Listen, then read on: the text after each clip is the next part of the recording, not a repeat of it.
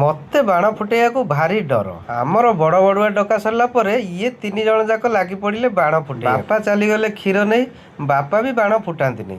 ମୁଁ ତ କେବେ ବି ବାଣ ଫୁଟେଇ, କାରଣ ଯେତେବେଳେ ବି ମୁଁ ବାଣ ଫୁଟେଇବି ସେ ବାଣ ଫୁଟିବନି। ଆର ବର୍ଷ 3ଟା ଆକାଶ ଛତା ଲଗେଇଲି, 3ଟା ଯାକ ତଳେ ରହିଗଲେ। ବୋଉ, ନମି ଆଉ ପୁଅ ବାଣ ଫୁଟାନ୍ତି, ମୁଁ ତାଙ୍କୁ ଦେଖେ। ଏ ବର୍ଷ ନମି ଆଉ ପୁଅ ମିଶିକିରି 5ଟା ଆକାଶ ଛତା ଉଡ଼େଇଲେ, 5ଟା ଯାକ ଆକାଶକୁ ଉଡ଼ିଲେ। ମୁଁ ଯେତେ ବାଣ ଆଣିଥିଲି ମମି, ପୁଅ ଆଉ ବୋଉ ମିଶି ସବୁ ଫୁଟେଇ ଦେଲେ।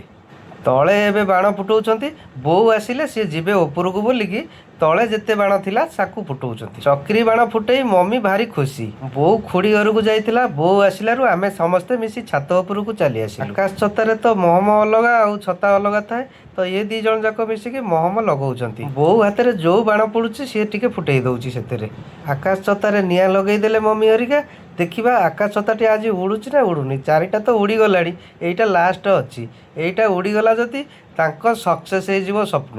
ମମି କହେ ଆକାଶ ଛତା ଯଦି ଉପରକୁ ଉଠିଗଲା, ତମେ ଯୋଉ ସ୍ୱପ୍ନ ଦେଖିଥିବ ସିଏ ସତ ହେଇଯିବ। ଦେଖିବା ଇଏ ଆକାଶ ଛତାଟା ଯଦି ଉପରକୁ ଗଲା, ତାହେଲେ ଆମେ ଜାଣିବୁ ଯେ ତା ସ୍ୱପ୍ନ ସବୁ ସତ ହେଇଯିବ। ହଁ, ସତରେ ଇଏ ଆକାଶ ଛତାଟା ବହୁତ ଉପରକୁ ଚାଲି ଯାଇଛି। ଦେଖିବା ତା ସ୍ୱପ୍ନ ସତ ହଉଛି ନା ହଉନି।